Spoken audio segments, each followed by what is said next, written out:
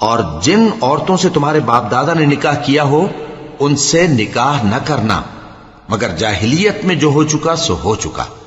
یہ نہایت بے حیائی اور اللہ کی ناخوشی کی بات تھی اور بہت برا دستور تھا. تم پر تمہاری مائیں اور بیٹیاں اور بہنیں اور پھوپھیاں اور خالائیں اور بھتیجیاں اور بھانجیاں اور وہ مائیں جنہوں نے تم کو دودھ پلایا ہو اور رضائی بہنیں اور ساسیں حرام کر دی گئی ہیں. اور جن عورتوں سے تم خلوت کر چکے ہو ان کی لڑکیاں جنہیں تم پرورش کرتے ہو وہ بھی تم پر حرام ہیں. ہاں اگر ان کے ساتھ تم نے خلوت نہ کی ہو تو ان کی لڑکیوں کے ساتھ نکاح کر لینے میں تم پر کچھ گناہ نہیں.